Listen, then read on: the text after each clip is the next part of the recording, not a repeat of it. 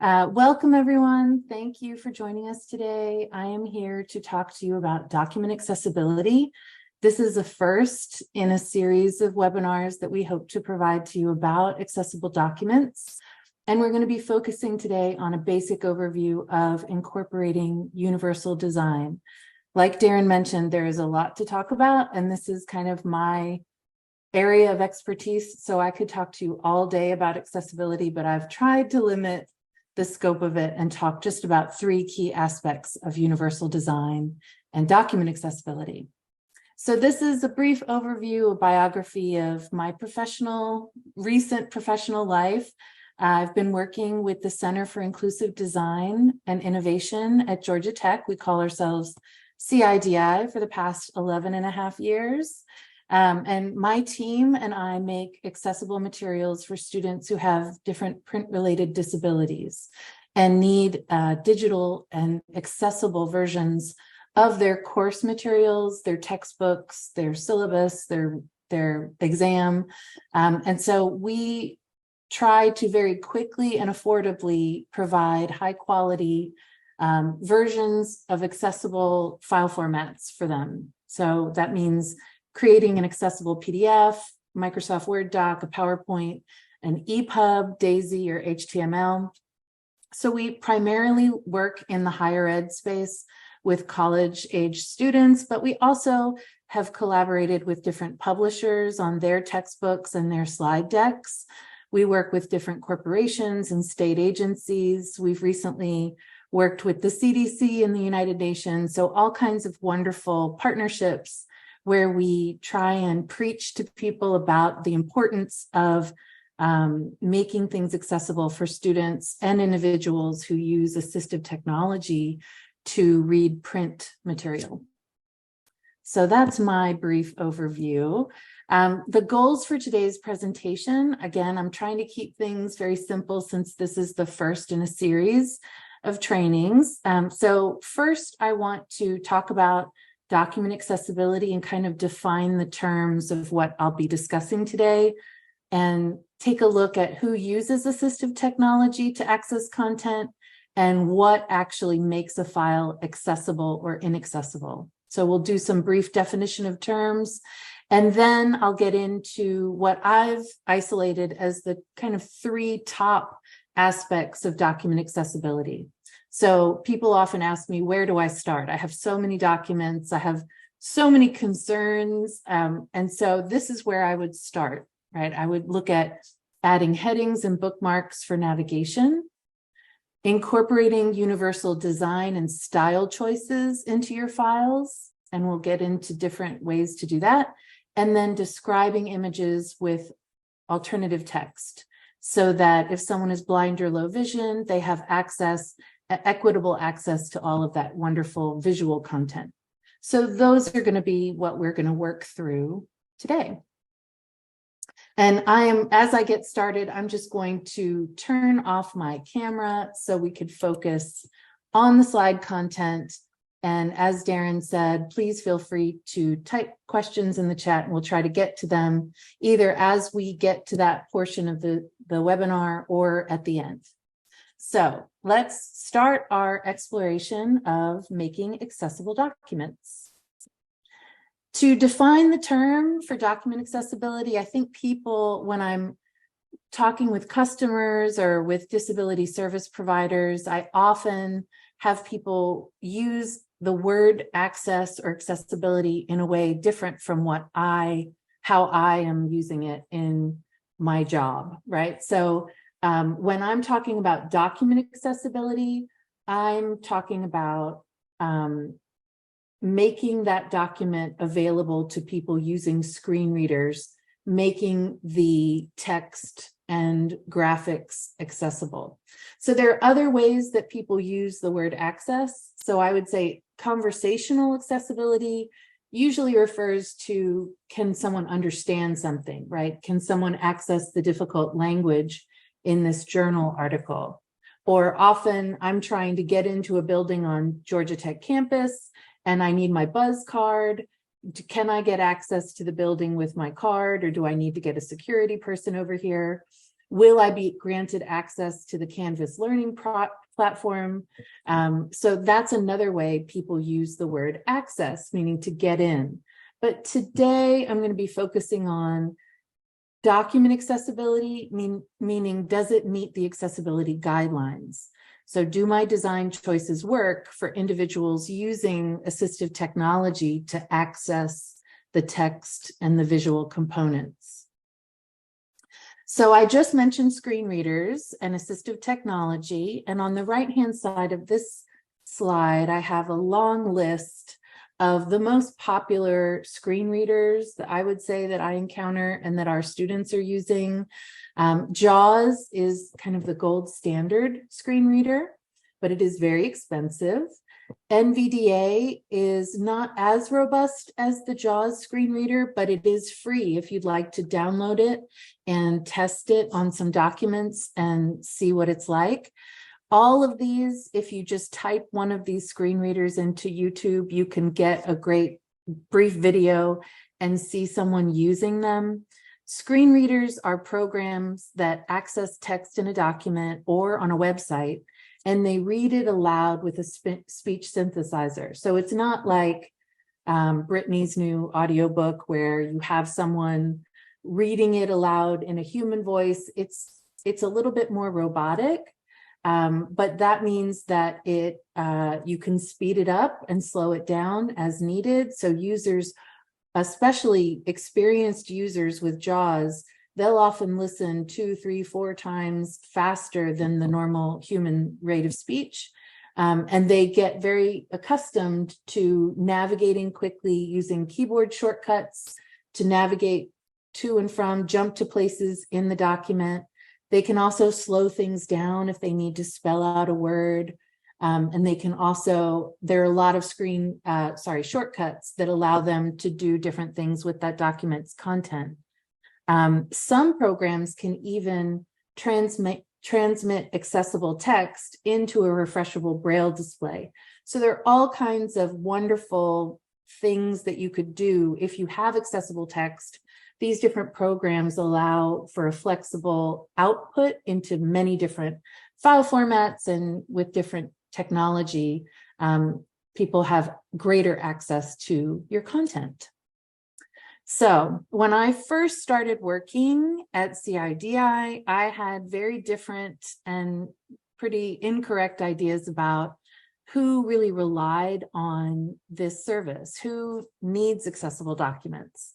So there are many different groups, and I've listed kind of several of the top groups that we deal with and that we get orders from for accessible textbooks. So I would say individuals who are blind or experience color blindness or low vision is one group that uses assistive technology in order to access their material. Also, individuals with learning disabilities such as dyslexia, dysgraphia, or ADHD. Individuals with head injuries or trauma or cognitive disabilities, they would rely on alt text description of images for a greater reinforcement of the content. Or they might just need that extra auditory input as they're reading along. Individuals who have motor disabilities or temporary ailments, something as simple as breaking an arm, you might not be able to carry around books, and you want to rely on something appearing on your Kindle or on your phone even, or your laptop. Auditory learners is another group who they're sighted, they don't have any visual impairments, but they benefit from learning from auditory, from hearing things read. And I would say that I am most definitely an auditory learner, even though I have a former career as an English literature instructor. I love reading, I'm very visual, but I need to say things out loud and talk them out. And so auditory learners really benefit from screen readers. And then the aging population, everyone's vision declines eventually. So having assistance with AT is great for the aging population. I would even say, having assistive technology is great. People are accessing content on smaller and smaller devices, and they're trying to scroll and scroll, trying to access a PDF on their tiny phone screen. So assistive technology really benefits a lot of people.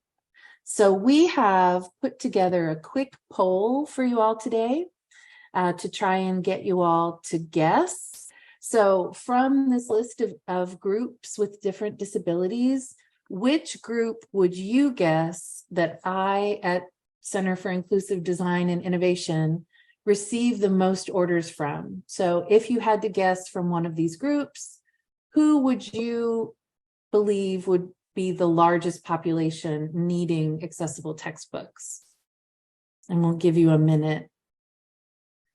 So far, people are guessing individuals with learning disabilities, such as dyslexia, dysgraphia, ADHD, followed very closely with individuals who are blind or experience color blindness or low vision, someone who might need to magnify the screen in order to read the text or change the color contrast somehow. All right, great. Well, you all are much smarter than I am. That's a great job. All right. I'm going to go ahead and, Darren, thank you for ending the poll. So 54% of you guessed individuals with learning disabilities, 33% individuals who are blind or experience color blindness. I'm going to go ahead and close the poll. And you all did a lot better than I did. When I first started working at CIDI over a decade ago, I thought I was going to primarily be helping students who are blind or low vision. But really, most of our orders that we get for accessible textbooks and course materials are for that second group, individuals with learning disabilities. So you all guessed correctly. Good job. So dyslexia, dysgraphia, ADHD, those are the majority of the students who are ordering accessible text from us. And usually those students, not always, sometimes you have people with multiple print-related disabilities. Most of the time, those people are sighted and they do not have a visual impairment. And so they are using, just going to move this over to the side here while I talk. Most of the people who are ordering from us are students who have learning disabilities. They are sighted, but they have a disability that it helps them to have the auditory speech synthesizer reading the text along with them as they read the text with their eyes, and they are getting that extra auditory input. 94% of our orders are for accessible PDF versions. So that means they're not needing images described. They're not, they don't need to really magnify the text so much. They just want that extra auditory input, which was a huge surprise for me when I started.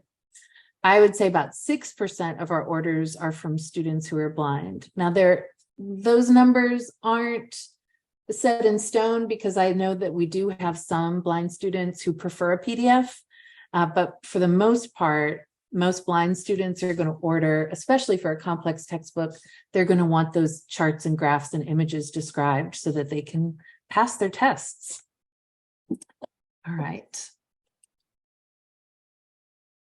In terms of what needs to be accessible, I would say everything, but that is my job. So I'm a little biased, but mainly documents and videos that you upload to your websites need to be made accessible, as well as the website should be accessible itself, right? It should have functioning headings and easy navigation on the website. So I've listed a few specific types of documents that you might want to consider. So any kind of special education information, anything education related, you really want that to be accessible and everyone to have access to it, have it be available in an equitable way. IDEA data and graphs should be made accessible. Your SPP/APR reports, the SSIP reports, any kind of reporting out of data. And that includes not only the document itself, but describing all of the graphs and wonderful visualizations of that data with alt text or captions so that it's available, it's accessible to everyone. On the right-hand side of this slide, I have an image of an open laptop that has a PDF, and this shows a screen reader in action. On the left-hand side, there are wonderful bookmarks for easy navigation. Someone can click on a bookmark and jump from chapter to chapter. They don't have to scroll and tire out their finger. And so someone who's not sighted can easily use a keyboard shortcut to get where they need to go and navigate in the document. You'll also see on the right-hand side, or I guess in the middle of the picture, there's a yellow highlighted line. And so as this screen reader is reading each sentence aloud, it highlights the sentence so that the student or individual can focus on that. And that's where that someone with a learning disability or trouble focusing, that screen reader is really helping focus their attention on this isolated line. And on the right-hand side, you can pause, record, go back, fast forward, and navigate and have the screen reader controls on the right-hand side. So before we launch into our 3 key aspects of accessibility and I start teaching you the right way to do things, I just want to list out some common barriers that I see when I look at documents or people ask me to review them or fix them, remediate them. So some common problems to accessibility, things that will kind of make a document fail an accessibility check or just create a problem or a hurdle for someone using assistive technology. So files without headings or bookmarks that function correctly is a problem. Images without alt text, confusing reading order, flashing images or animations.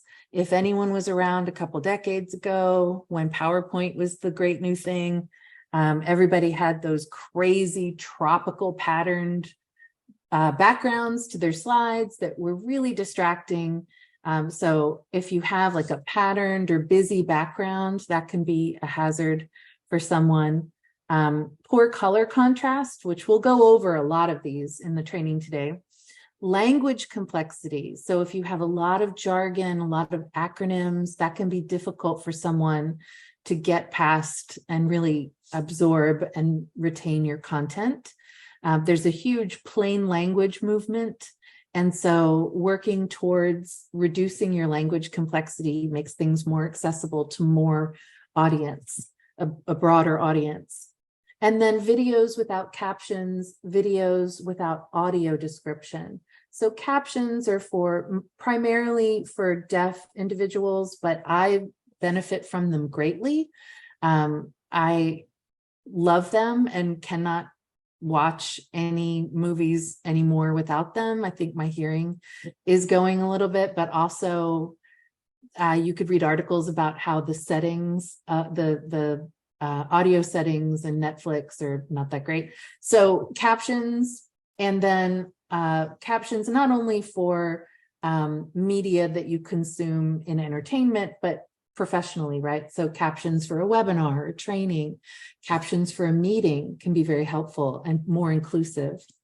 And then videos that don't have audio description. So that's primarily for individuals who are blind or low vision. They need extra description of what's happening on screen to really process and understand the video or movie or program that they're watching.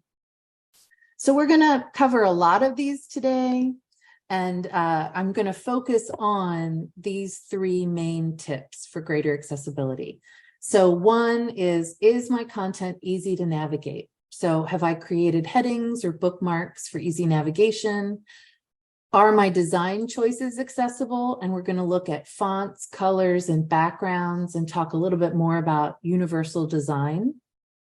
And then are my visuals clearly and fully described? So the end of this training, we're going to look at some examples and I'll ask for some participation and help in describing some sample images And have I written alt text descriptions and or captions to describe those images for someone who might not be able to see them? All right. So our first of our 3 tips is accessible navigation. And that just means making sure that your headings and your bookmarks function well for someone using assistive technology. So when I was a teacher, one of my favorite things to do was make very elaborate handouts. I was the handout queen, and I made wonderful organizational choices, and I had all these headings. Sometimes I would choose a fun font. I would make the font much bigger, but I wasn't using the built-in styles that Microsoft Word provides. The styles are what make your headings functional for someone using a screen reader. So in order to use the styles built into Microsoft Word to make accessible headings, you're going to highlight a word or a line in your document, select a heading level. So there's a heading level 1, heading 2, heading 3, and then just click that button and it will turn it into a heading that will function for someone using a screen reader. You can add multiple levels of headings or just all heading level 1s if that's all you have. And that will provide not only navigational assistance for someone so they could jump from section to section, but it will also provide organizational structure and allow individuals using assistive technology to understand and navigate your content. So someone using a screen reader can hit a shortcut and it will pull up a whole list of all of your headings in your document. So they can hear very quickly the structure and then figure out where they want to go in your document. They're very helpful, especially if your document is longer than 2 or 3 pages, because someone using a screen reader might not be able to visually process your document. They can't scroll and see, skip to the end and see where they're going. That list of accessible headings is going to help someone understand the layout and jump to where they need to go. I have a screenshot on this slide of the styles group. It's right in the middle of your home ribbon. If you've never used it before, like I had not before I started working at CIDI, you will be astounded that it's been staring you in the face all these years. It is right smack in the middle of your home ribbon. And it allows you to, turn your regular headings into functional headings. Once you have headings in your document, you can, if you want to look at all of them and see how you're doing, you can turn on the navigation pane. This screenshot shows you the View tab in Microsoft Word. You check the box that says Navigation Pane, and it will create a pane on the left-hand side of your document that lists all of the headings that you've put in there so far, and you can adjust them if you need to. If you ever need to remove a heading, you just go in reverse. Instead of highlighting it and clicking on heading 1, you just highlight it and click normal style, and it will take that heading away and just turn it into regular text. So it's really easy to play around with them and add them and subtract them if you need to. The thing that I get questions about a lot in the past when I've done trainings on Microsoft Word accessibility is people are usually put off by the default styles of the headings that Microsoft Word uses. They turn headings big and blue. The font turns big, large, and blue, and not everybody likes blue font. I get it. So there are ways to easily modify your heading styles. So you could just right-click on a heading style in your home ribbon. Here I have a dialog box open in this screenshot. I've right-clicked on heading level 1. And it allows me to change the color of the font style, the size. I could make all my headings bold or italicized or underlined if I want to. And down at the bottom, I can say, I only want to do this in this document, or I want to do this all the time. I want this to become a template. And every time I open up this template, this is what my heading styles are going to look like. So you can really customize your styles so you're not changing the aesthetics and the appearance of your document. Often we can't, right? Because we're writing documents that need to be, they have university branding or they have some sort of style guide. So this modify style allows you to change and keep those style choices. If you have a PDF file and you need to make accessible bookmarks, they don't call them headings in a PDF, they call them bookmarks. You can highlight text and add, right click and choose add bookmark. Or you can just, there's a nice little shortcut. You highlight your text and hit Control B, and it will automatically open up the bookmarks pane and create a bookmark for you. On the left-hand side, I have the bookmark pane open in Adobe Acrobat. This is what my bookmarks look like in a sample document. And I have a main title is my first level 1 bookmark. Then I have contents, organizational chart, list of figures. I have moved them underneath that first title bookmark to make them lower on the hierarchical chart. So bookmarks operate a little bit differently than Microsoft Word headings in that you can't just say this is a bookmark level 1, a bookmark level 2. You have to actually drag them up and under a parent bookmark to change the hierarchy if you want them to look like a hierarchical list in your bookmarks pane. One thing that is nice about Adobe bookmarks or PDF bookmarks is that once you create the bookmarks, you can edit them. The headings in a Microsoft Word doc are going to be exactly the same as the text. But if I make a bookmark in a PDF, I can add part 1, part 2, part 3, or chapter, or I could change the name of it entirely if I need to. So there's a little bit more flexibility with the bookmarks in a PDF. Also keep in mind that if you're interested in PDF accessibility, the easiest and best way, the best practice for making an accessible PDF is to make an accessible Word document and then save it as a PDF. Because all of the work that you do making your Microsoft Word doc accessible with accessible headings and describing images, all of that accessibility work will be retained when you save it as a PDF. So any headings that I make in my Word doc will then become bookmarks in my PDF. And then the last thing I want to say about accessible navigation is adding descriptive slide titles is incredibly helpful for people who are using assistive technology to access your PowerPoint slides, especially if you have a long slide deck. Adding those descriptive slide titles is going to help someone not only understand where you're going with that particular slide, but if they go back later, they can easily jump to the correct place where they need that specific content, understand how it's organized. They can pull up a list of all the slide titles, again, just like with a Word doc. And so each slide should have a unique descriptive title to help someone navigate. It also helps, this is just, we're talking about universal design.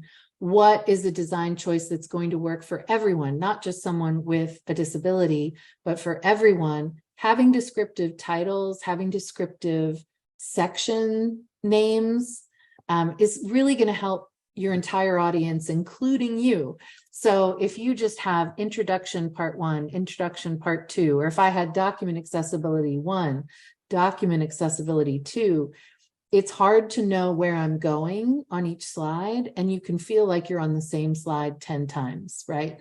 So really kind of specifying and being more specific, being more descriptive with your titles and your headings is going to help someone navigate and understand and be able to focus better on your key points.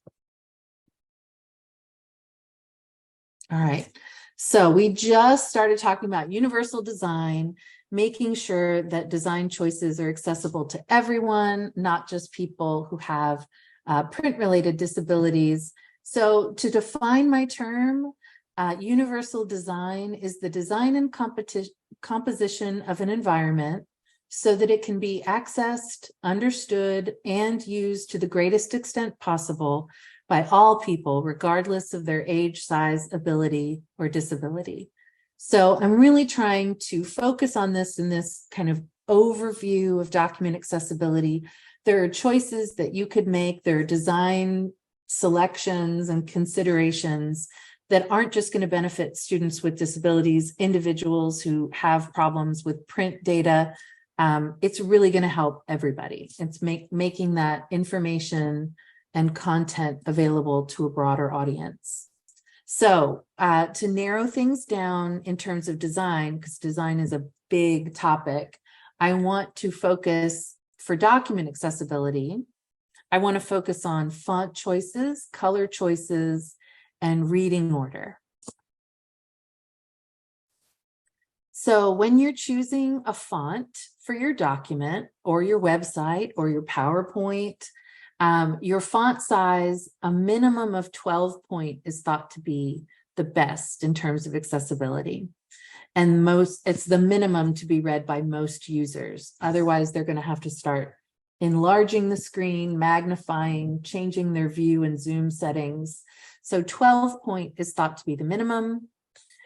On this PowerPoint, I usually go, for a PowerPoint file, I usually double that. So for a PowerPoint, knowing that people might be viewing this in a training room, or someone might be sitting in the back, or the projector might not be working quite right, I usually go with a 24-point font minimum.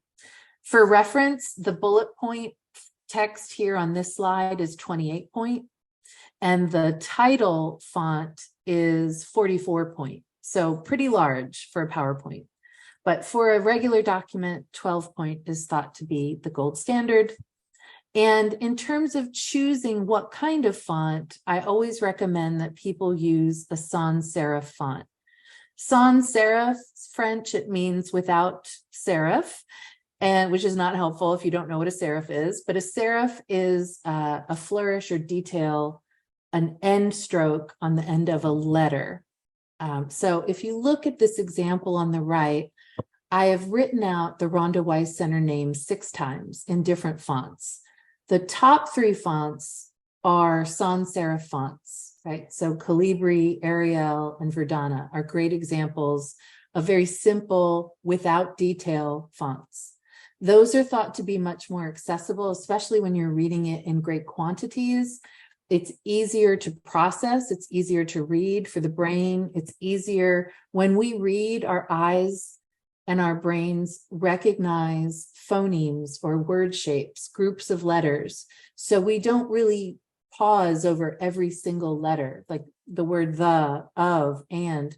Those simple letters, even words that you become familiar with, you skip over it and your brain automatically recognizes that word and allows you to read much faster.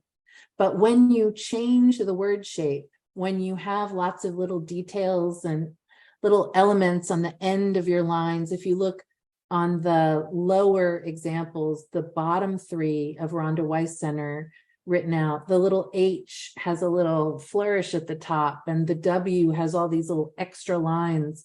Those add up and create a longer reading process and more cognitive focus and attention when you're reading in order to process information. When you italicize something or create it in bold or underlined or all caps, capitalized text makes things very difficult. You're changing the word shape so much that it really slows down the ability to read quickly and process quickly. So I always tell people, when you are choosing a font, try to rely on a sans serif font because it's more simple and easy to process. and try to avoid large amounts of text where you are changing the shape. So when you italicize it or when you capitalize it, it really slows down and you have to focus a lot more on the reading process.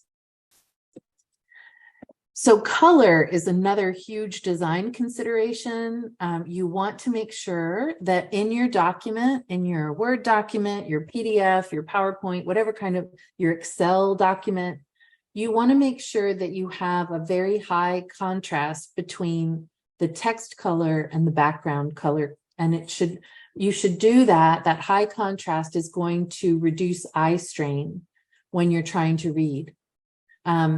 On the right-hand side of this slide, I have a screenshot from the Paciello Group Color Contrast Analyzer, and I've given you the link here. Please feel free to download it. It is a free color analyzer. It's at www.paciello, Paciello group.org, and you can download their free tool and type in some fonts or type in some text on different color backgrounds and change your colors around, and then get an output that tells you what your color contrast ratio is. A good color contrast ratio would be 4.5 to 1 for text or 3 to 1 for graphics. But in general, the higher the contrast, the easier it is to see. So the gold standard for text is, black text on a white background. Often you'll hear, you'll see listed an accessible dark mode for a website or for an app. And it's called, you'll have a black background with yellow text or white text, which is, again, it's high contrast. And the reason that that's called an accessible mode often is because it reduces the glare. So a lot of people who might have low vision, who really need to zoom in or sit very close to their monitor to read, that white space kind of shining brightly into their eyes produces a lot of glare. And so a lot of people rely on the dark mode. The real takeaway is you want to make sure that you have a high contrast between your text and your background so that it's readable. In this example, in my screenshot on the right, the word sample is written in all of these little color blocks, and it's really hard for me to see. And I am sitting so close to my screen. It's a poor color contrast ratio, right? So it's like 1 to 1, 1.7 to 1, 1.6 to 1. You really want that contrast to be much higher for someone to be able to read it easily. Another thing to think about when you're introducing color in your documents is please make sure that whenever you're using color coding to convey meaning in some way, that it's not the only way that you're conveying meaning. So if you had a vocabulary test and you said, I want you to define all the words in red below, keep in mind that not everyone processes color the same way. And if you look at these example color wheels representing different types of color visual processing and different disabilities for how people process color, sometimes red isn't even in here. 3 of the 5 color wheels, 3 of the 5 different ways of processing color don't even have red as an option, right? So I loved when I found this graphic, and I just thought I need to include this in all of my trainings going forward, because I didn't know there were so many different ways to process color. I thought it was either you had it or you didn't. Or maybe I'd always heard red-green color blindness, so I thought maybe everything else was quote unquote normal color processing, but then the red and green were the same, or the red and green were all gray. But as you could see from these different examples, if you use color in your design, remember that not everyone processes color in the same way. Something that I'm always advocating for accessible documents, accessible content creation, is remembering to try and use different modalities to convey information. So if you wanted to include red, if you wanted to include green, like all of the green boxes are ready and all of the red, you need to wait. Do that, but then also find another way to indicate that meaning, so that you have multiple ways of indicating what you want someone to process, how you want someone to understand your content. And then the final universal design tip that I want to give you when you're considering how you're designing your document, you're making stylistic choices, is all about your reading order and organization. So please keep in mind that a screen reader is going to read aloud content from top to bottom, left to right. So this is a good thing to keep in mind for how someone using assistive technology, the order in which they would hear the content read aloud. One thing to consider would be if you have terms or acronyms or symbols that you use that you only define at the bottom, right? So I see this all the time. Someone will have an asterisk in the first data cell, and then after the table, they'll say asterisk means this, right? So someone listening to that material with a screen reader would have to listen to everything and not know what that asterisk means until the very end. So they'd have to actually probably go back to the beginning and listen to it all over again to understand the meaning and really grasp what that asterisk was trying to tell them. The same thing when I have acronyms. I try and define the acronym and write out the entire word. As someone who works at a place that has an acronym as its name, I try and write out the entire center's name and then put the acronym in parentheses after it. And then every time thereafter, I can refer to it as just the acronym. So I try to define my acronyms or symbols or abbreviations at the very beginning of a document rather than at the end. Another thing I would recommend is including captions before an image or before a table. And that is going to be able to describe the purpose or content of a table or a figure before you actually hear the alt text description. That's going to help someone be able to focus on what you want them to get out of that table or figure. And it just makes it more accessible to everyone. So not just someone with a disability listening to the alt text description, but a sighted user or someone who just prints it out and takes away the presentation and reads it later will be able to access that figure caption and understand what they're supposed to get out of that picture or table. A couple more organization tips. This is a little repetitive, but I think we're coming full circle here. Making sure you organize material with clear headings and a logical structure. Because someone using assistive technology, they can pop up that list of headings or bookmarks and move to different parts of the file and understand your organization clearly. And then remember try not to interrupt your main body text with too many images, footnotes, captions, and tables. If you need to insert those, they're always great. They're wonderful. I have nothing against footnotes, captions, tables. But if you do, try not to break up a sentence or a paragraph.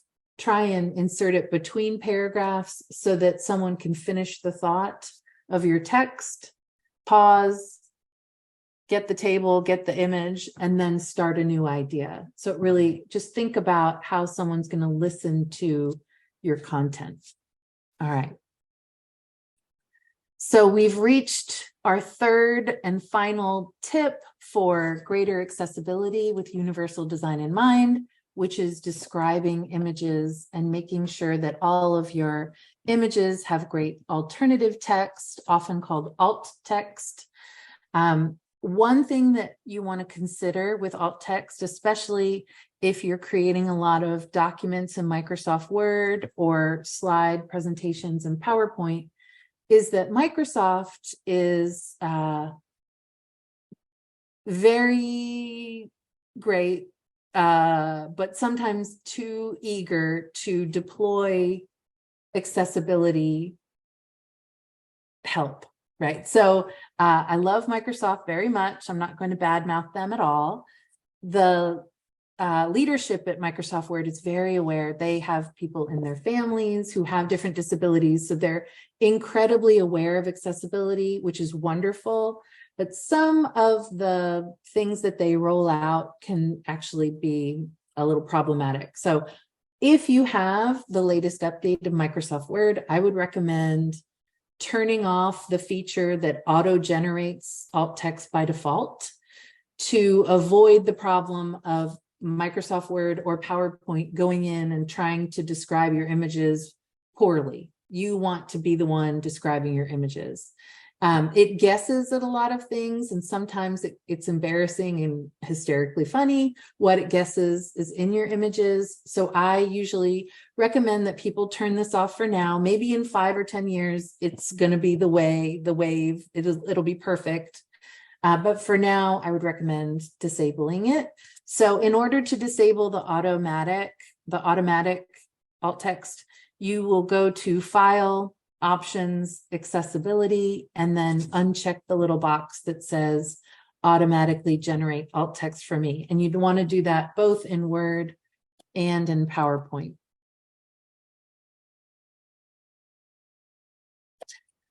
So here I have a screenshot of a Microsoft Word document with an image inserted and the alt text field visible on the right-hand side. This little description pane allows me to type my description right there in the document and then close it. And then that alt text will be read by the screen reader. To add your alt text in a Word file or a PowerPoint, you right-click on the image and choose View Alt Text. And then this will pop up and you can type directly into the description field. If you do not see the View Alt Text field, you'll right-click and select Picture, and then click on the Alt Text tab and it takes you to the same place. It all depends on the formatting of the image, which option you get. But one of the two bullet points here, one of these two options will take you to this alt text pane. Once you get to this alt text pane, just type in the description field using proper grammar, spelling, and punctuation. Screen readers are very advanced. I know I called them robots before. They're synthesized speech, but they are very advanced. And so it does pause differently for a colon, a comma, a period. The pitch will rise and fall with capital letters and lowercase letters. So you want to just describe it in formal language, well, not formal language, but, normal capitalization, normal sentence structure to describe what you see. I also recommend not hitting enter, or using hard line breaks to create separate paragraphs in your alt text, because depending on how the person set up their settings in their screen reader, it might think that the alt text is finished and stop reading. So you want to have everything in one paragraph for your alt text. If you are adding alt text to a PDF, like I said before, if you have created a PDF from an accessible Microsoft Word doc or PowerPoint, whatever alt text you embedded in the original will come through in the PDF. But if you create a PDF from scratch or an InDesign, or you inherit a PDF from the dark web, you can turn on the reading order tool in Adobe Acrobat. Adobe Acrobat is the program that we use to remediate and fix inaccessible PDFs. So you'll turn on the reading order tool, which is in the tools section of the, you just go to tools, then go to reading order tool. And then once you have the reading order tool on, it will mark all of your images with a giant X, as seen in the screenshot on the right. And here you could see figure, no alternate text exists, and I could right click on it and type in a description. Another way to get to the alt text option in a PDF, you can run the accessibility report in Adobe Acrobat, and it will flag all of the images missing description, and you could right click on them one at a time and add alt text directly from the accessibility report. All right, so we've come to the part of the presentation where I would really encourage some participation in the chat. I have a sample image here. It's probably one of my most favorite images of all time. If you would, please try and describe this wondrous image in a sentence or two for someone who was blind or low vision, someone who needed alternative text description. If you would, please just type in the chat and see what you can come up with for just summarizing what you see in one general informative sentence, one or two. Try to keep your description neutral and informative. Use proper grammar, spelling, and punctuation as best you can, and avoid any acronyms or symbols. So these bullet points here on this slide are how I approach any type of image that I or someone on my team is trying to describe, whether it be a bizarre, fun image like this, or a portrait of a famous person, or a complex infographic, or a scatter plot graph. I am always using these 4 rules, right? Summarize what you see in one general informative sentence, keep it neutral and informative. I usually try to, the one informative sentence at the beginning helps me create a framework or scaffolding for someone so they can start to imagine it in their mind. And then I work from general to specific, right? So I have that one very overview sentence at the beginning, very general overview sentence. And then if I want to include details, I'll do that later so that someone can imagine it first and then fill in the details and get the bigger picture. All right, so I'm going to read some of these if that's okay. And I'm seeing a question. Yes, this is recorded, so you could rewatch. All right, so we have a cool cat sitting on a large building in the middle of a vibrant city. So then I would ask, how large is the cat? A large spotted cat is sitting on top of a small town and leaning against a billboard on a building. The city is on an island. I think that gives me a little bit more information about the size of the cat. That's good. This is a photo of a larger than life gray and white cat leaning against a building. Oops. Leaning against a building on the coast of a city with boats in the foreground and mountains in the background. Ooh, you've zoomed in and zoomed out. We've got the cat first, and then you've got the surroundings. On a city waterfront, a very large cat leans on a building. The cat is not life-size. It is larger than building. Yes, definitely larger than building. A larger than life-sized white cat, I'm going to guess cat there, reclines in the center of a coastal cityscape. Picture of a creature enjoying the view of a city. All right, that one's a lot more up to your imagination. View of a coastal town on a sunny day with an enormous cat leaning on one of the buildings. I like it. All of these are great. All right, a giant cat sitting on top of buildings in a city near a transit port. I love what people decide to focus on, right? I love it. I just love doing this exercise. I have alt text workshops with my team all the time, and it's just so fun for us. A cat relaxes in a warm and pleasant tropical city. Again, not sure how big the cat is. A large historical city with a monster-sized white and gray cat lounging in front of a harbor with boats. Monster-sized. I like that one. Monster-sized. I enjoy that as an adjective. All right, so these are all wonderful. I'm going to read you what I wrote, and this is not the be-all, end-all answer because alt text is an art form. So I wrote an enormous cat photoshopped into the waterfront of Constantinople. The cat is reclining on one elbow in a very human pose and looking off into the distance. So I wanted to mention that it was probably photoshopped because I wanted someone to know that it's probably not a real cat, that this is done for effect, that this is a manipulated image. I've seen people refer to it as a meme before, but without talking about the size of the cat. So that was a little confusing. One of my favorite interpretations of this image, and I don't want to take too long, but one of my favorite examples of this image is people didn't even see that it was a cat. They thought it was a smoke cloud. But I would say definitely touch upon the size of the cat, the city. You don't need to name the city. I had a colleague who named the city for me, but keeping things neutral, keeping things in proper grammar spelling. Some simple images. These are some great, helpful example of alt text, right? A photograph of a person just needs the person's name.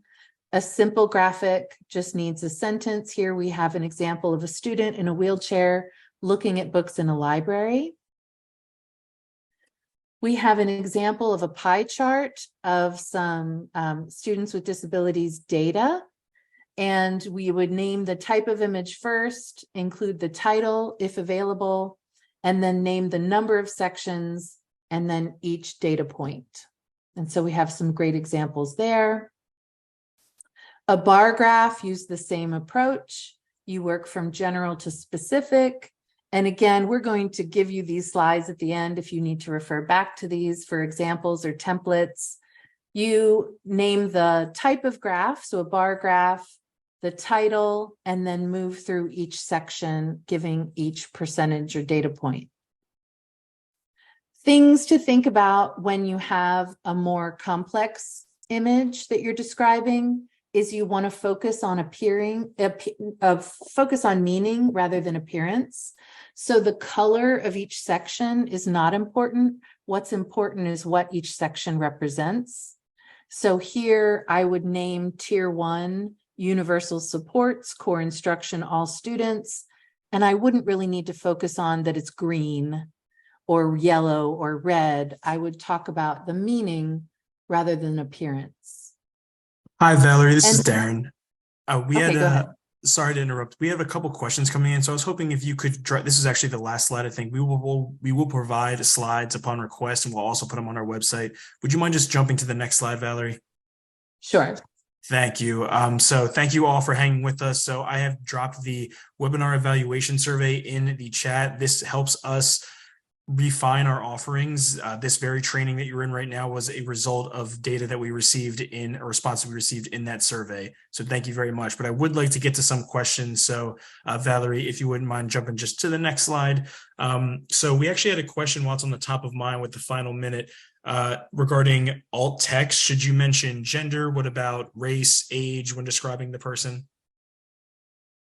So it's all based on context, right? Mm-hmm. So more and more I've found that I refer to people as they when I'm using alt text, unless it's important, right? So if you're describing something about where it's the difference between how boys versus girls perform on a test, then, and you have images accompanying that data, then it's more important to talk about data or talk about gender or age. But if it's not relevant, then I usually say a group of children or a group of protesters with signs that read XYZ. So I'm focusing on the content, not the gender or age. But when it is relevant, then you do want to include it. Great. Thank you so much, Valerie. And thank you everybody for joining us. I know we're at the top of the hour. We will be sending out all of the slides to all of you who are in attendance, just as a best practice here. So thank you for hanging with us. For those of you who want to hang on just for 1 minute, Valerie, we had a question regarding descriptive slide titles in PowerPoint. Will slide titles also convert to PDF? Slide titles also show up as accessible bookmarks in a PDF. Yes, they will all be at the same level.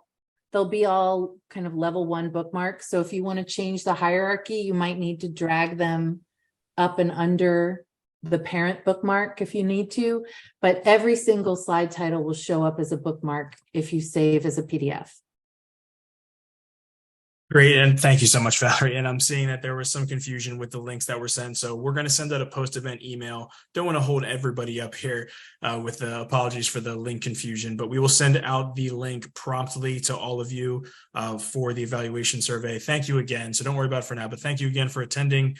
We're now 1 minute past the top of the hour. We'll be sure to get these presentation materials posted, including the accessible recording very shortly. And thank you so much to Valerie for joining us and sharing her expertise. This was fantastic. I know I'll be referring back to this recording many, many times. So thank you again, Valerie. Thank you. Thanks for attending and hanging with us today. Fantastic. Well, thank you all again for hanging out a little bit past the hour.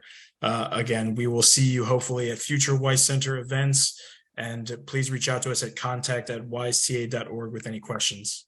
Thank you very much.